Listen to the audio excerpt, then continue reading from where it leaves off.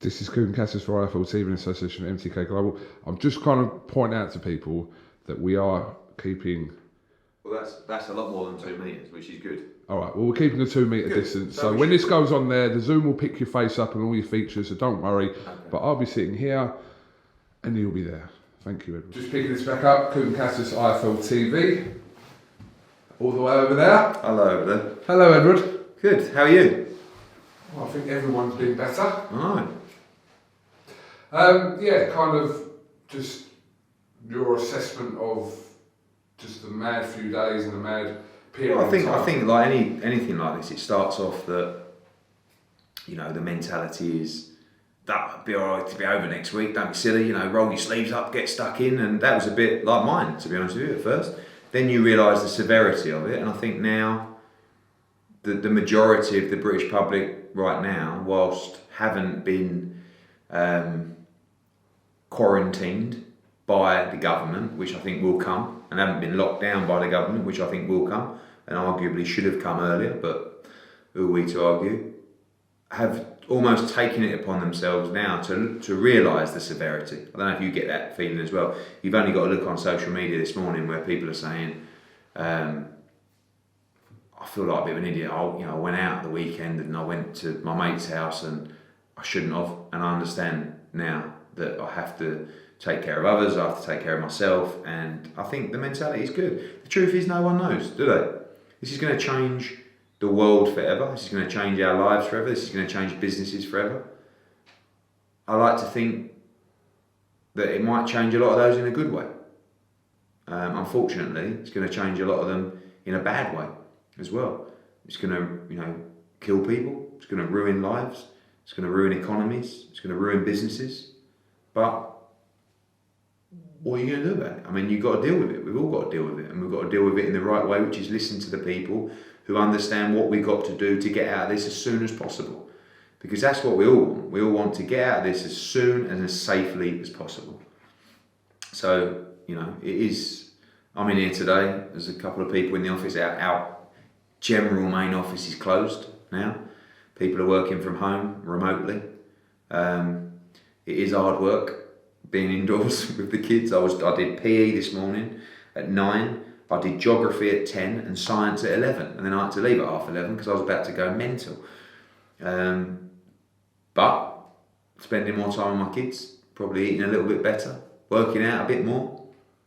So what can we do other than crack on and listen to people's advice and stay at home and try and get over this?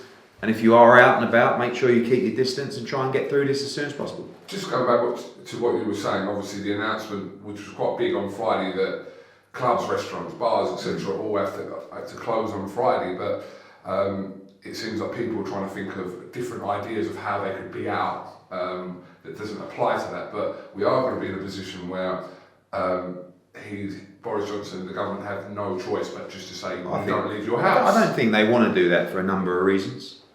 And, from economy reasons, for certain people, probably for insurance reasons, for certain industries as well. And I think you'll have no choice because you're still going to get people who, even though I do believe now the majority of the British public understand the severity of this, you're still going to get people who don't take advice. And again, another issue is the supermarkets. It doesn't matter if you have to stay inside. You have to go to the supermarket at some stage. Have you seen them? I mean, the amount of people, they're not 2 metres apart. They're clambering over stuff to buy stuff, and there's germs everywhere. And, I don't know what's going to happen. But we can all do our bit. And obviously, the announcement yesterday, which was the 1.5 million people who are basically ordered to be on lockdown now, which is, I think, people with respiratory problems, people with having cancer treatments, pregnant people, 12 weeks inside. That's a long time. My granddad's 93. He's got asbestos cancer. He's probably, not got long left. But that's difficult for them when you're basically saying you've got to be inside for 12 weeks. That could be the duration of his life, So that's a hard, and obviously you've got over 70s, which they're looking at as well. My dad's 73, my mum's 71. Went round yesterday, I put big bouquet of flowers on the doorstep. Yeah, so, she opened the door and she's like, oh, and I was like, bye, mum. Oh, you know, it's yeah, not, yeah. but it's what we got to do, isn't it? What's You know, there's no point sulking about it, moaning about it. We've got to do as we're told, and we've got to also, and again, I get a little bit of criticism talking about business during this time, but we have to keep thinking, because I promise you, when this is over, it ain't going to be pretty. It's going to be a bloodbath, right? I'm talking about economic bloodbath. So you have to keep thinking, you have to keep evolving, and you have to be ready for when we get out the other side. But let's take the advice and get out the other side as soon as possible, because we will get there. We will come through this. But how we come through it will depend on people's social behaviours. Right, let's talk about boxing. Obviously, I saw Yeah. that the British Board of Control have now kind of extended their period when they're going to review stuff till the end of the month now. So we know that nothing was going to happen in April anyway, but they're not looking at it. So you've obviously cancelled all your shows for April. March and April, yeah. March and April, yeah. Obviously, you've got some big shows that you've announced. Obviously, Dylan Whyte and Povetkin, also Usyk and Chisora. I mean, you've got to say right now, they look surely unlikely to I think happen so. Yeah, I in think so. May. I mean, we'll make an official announcement this week regarding those two shows, but right now, I think the chances of boxing, certainly in early May anyway, are very limited, and even in May at all, and even maybe in June. And it's not just about,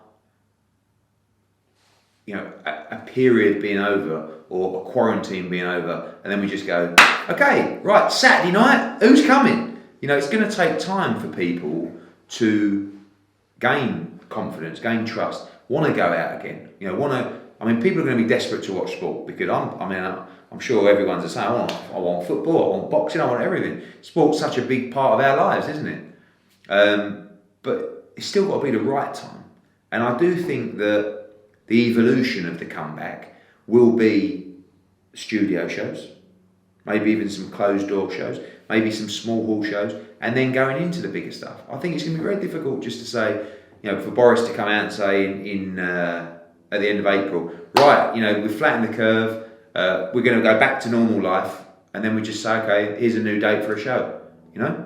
So it's going to take time, and that's why we have to think on our feet. We have to be creative. We'll make an announcement and a decision on our May shows this week. Then we have to, and then as the couple of weeks pass after that, we look at June 20 with AJ. And if the Premier League season is extended, we move that back to the end of July. But no one knows. You know, we might not have boxing this year.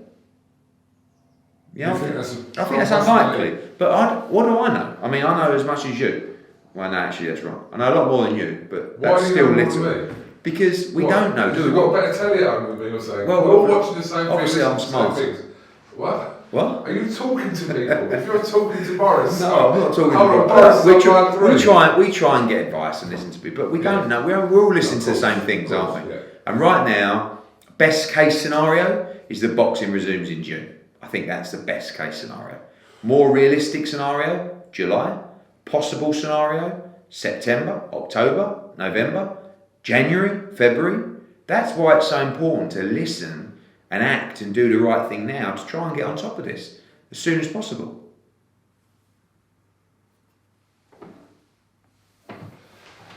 Let's talk about the possibility of closed door and studio shows. Has this been discussed for any of your We were going to do shows? it. We booked studios to do it. What studios? 3 Mills Studios. It's a studio we've used for years and years in Stratford. We used to use it on all our poker programming. We had sets designed. We had everything. I'm talking about probably over a week ago now.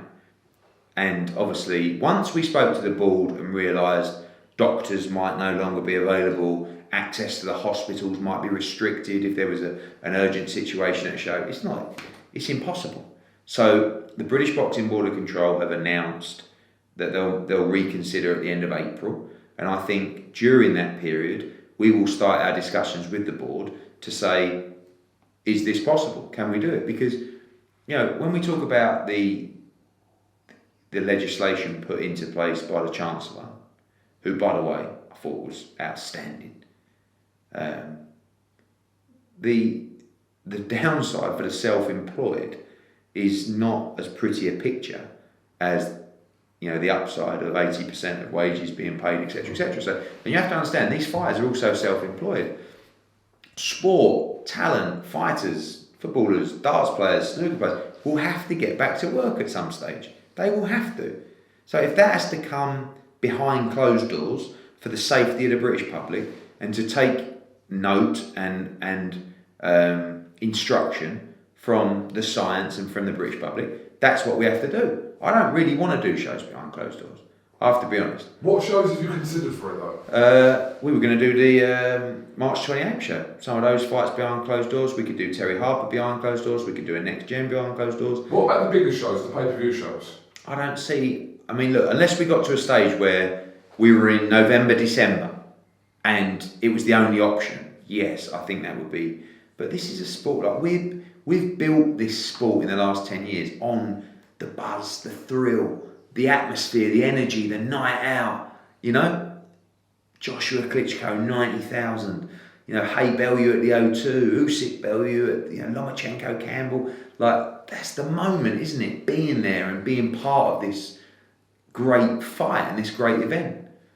It's like the darts, Ali Pally. What is it? It's the event, it's the noise, it's the energy. And that's so important to live sport. So, but there will come a time where, and in many sports, that time is as soon as possible to get these self-employed athletes out to earn money and to play sport. But we can only do it when it's safe, because right now, as much as we love sport, as much as I talk about business, it's all irrelevant when we're talking about life and death.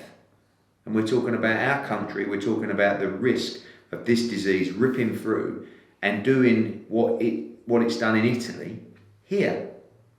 Because it's all very well looking at Italy and saying, oh, well, bloody hell, look, it's not that far away, And if you look at the trend, if you look at the numbers, it's not dissimilar. I don't think we'll go that way, but again, what do I know?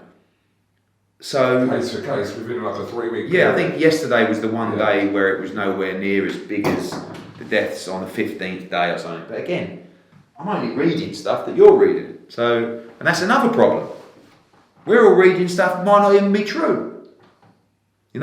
So, for me, we've got to make sure that we listen and we try and come through this as soon as possible. How can you make an announcement about your May shows when you can't really predict a date that they can go on? And you can't. I mean, what's the other solution? What you do is you give a date where you feel, or the board feel, that there is a chance that sport shows will, and we will say with all our shows, if you want a refund, you can have a refund. If you want to go for the new date, you can go for the new date. We can't be fairer than that. This is out of everybody's hands. But we have to plan, we have to have a plan in place, and we hope that by June there are events taking place. I'm very confident that by July there will be events taking place. I know, but you roll your eyes. No, I'm not right. But we hope. But then that's the reality of it. The reality is also that if we're not up and running with sports events by July, not just boxing, but some of these sports may never bounce back. So we've got to think on our feet. We've still got a job to do for these sportsmen and women. It takes and plays second fiddle completely, understand. But do you think that I'm not sitting at home every day thinking about the comeback, thinking about the bounce back? Because when we do bounce back, we've got to be stronger than ever. Our shows have got to be better than ever. I've got to give more opportunities to the fighters. This could change purses. This could change, all of a sudden, a broadcaster says no more boxing, or a promotional company goes bankrupt, or, all of a sudden, the whole economy of the sport changes. And it will have massive changes to the sport. With regards to Joshua and Pulev, what's your plan B for that at the moment? Because obviously June 20th is one of those... July 25th. July 25th. Still at Tottenham. Yeah. Is it obviously all depending on when the Premier League season starts? If the Premier League starts or comes back or whatever it's going to be. But we've been speaking to Spurs a lot. Listen, we still hope that June 20 is achievable. Right now, it's up in the air. So to give us another 5 weeks gives us a lifeline. and gives us a chance to get it done. So that is an option. And again, I feel like last week was all about March and April. This week is about making decisions on our May shows. And then probably 2 weeks after that is about making decisions on the June show. And then July, and it's all we can do. Obviously, you've been talking to Joshua about June 20th. What's he? He understands. Listen, he understands, and he's happy to go at the end of July. He won't really want to go much later than that, but again, it's out of his hands as well. It's quite important that he boxes twice a year, but it's also quite important that we get through this and we keep everybody safe and healthy. So all this stuff, of course, it's important in the business of boxing, but this is what's happening is bigger than the business of boxing. You go from that period of wanting to make sure that business is okay and we'll get through this and let's plan that, to want to make sure your family's okay. Fuck the business for a minute. Let's make sure we get through this, and all our loved ones and people we care about are safe. And when we get through it, then we focus our mind back on the business. But we can't, for me particularly, I can't do that. So, of course, my first priority is making sure the family's safe. But I'm sitting there at night, my mind's going 10 to the dozen, thinking about how we're going to come back from this and what we're going to do and where we're going to go and what the date's going to be and who's going to fight who, and that's what we do. They're talking about Golovkin and Canelo fighting in September. Again, that's just what has been said. Where is this situation going to leave the Billy Joe and Canelo fight? Well, Canelo wants to fight Billy Joe before he fights Golovkin. And Golovkin wants to fight Zerameta before he fights Canelo.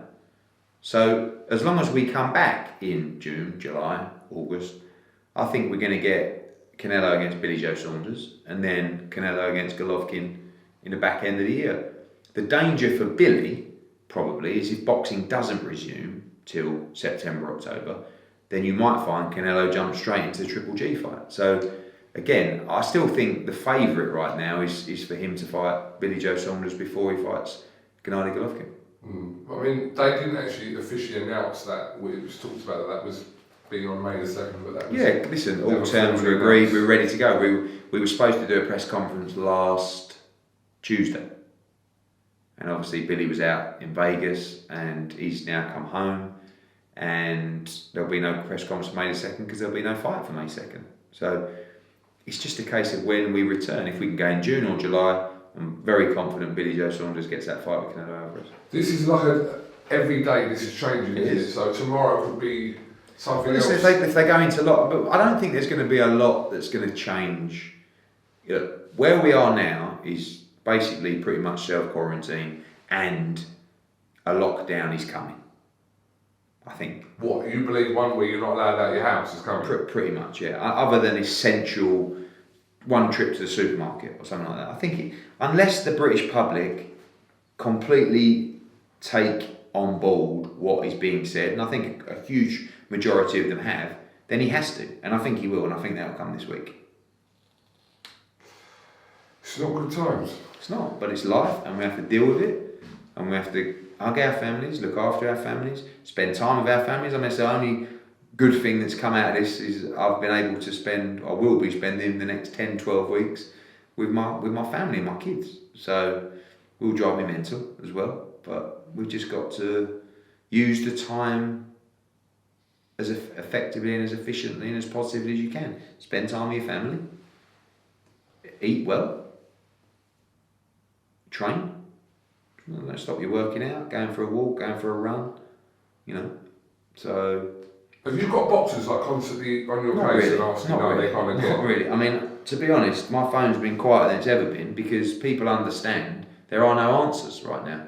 When it initially happened, it was about speaking to fighters, and my message to fighters is the same as it always is: stay busy, stay ready, because when this comes out, the ones that are ready will be good to go ASAP. And the one that goes, oh no, blimey, I've been eating, I've stuffed my face for 3 months, I haven't really trained, well then you're going to wait till the end of the year, So it's about being disciplined. It's all you can be. You can just be ready for the bounce back, for the comeback. That's what we're going to be. But like I said, there'll be there'll be people, there'll be broadcasters, so there'll be fighters, there'll be broadcasters, there'll be promotional companies that you may never see again. you know. You've been talking to the zone about obviously all this as well, and what? Yeah, I mean they're in a position like any subscription service where you're paying for a product that unfortunately right now is mostly not available. We are doing and coming up with a few different formats.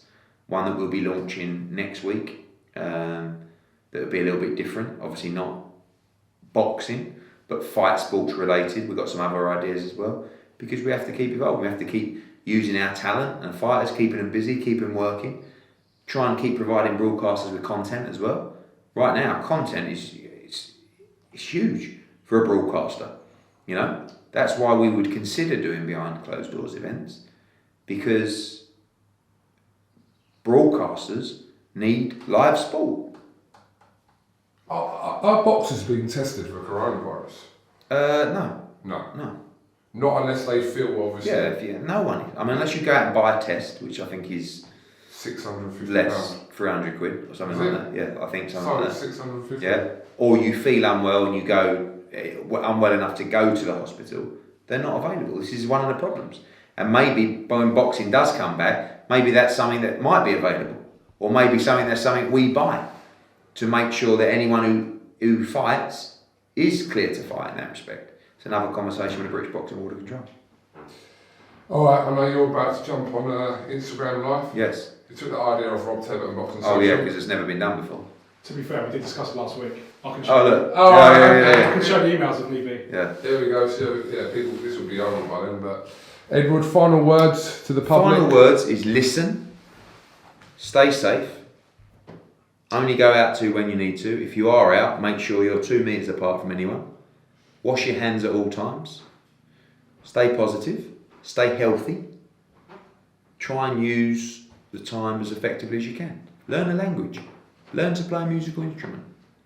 You know, already last week, I've started learning Spanish and I've had 3 guitar lessons. Are you not laughing? No, that's not true. But I'm thinking about it. Be a good time, wouldn't it? It would be. This could be one of our last interviews for a while. You never know. If we go on lockdown, then I'm not going to be. Well, I don't think we're going to be able to do these interviews, although we are 2 metres apart. I don't think we're going to be able to do many of these over the coming weeks. So I'll be doing them exclusively on the Matchroom Boxing YouTube channel. Like, subscribe. This is the new place to get Anyway. Okay, but you're always available on the phone, Edwin. If we I'm here, mate. Let's just stay safe, get through this, and let's get cracking again in the summer. All right, Eddie Hearn, thank you very much for your time, and thank you very much for your positive words. And stay at home is the message. Thank you very much.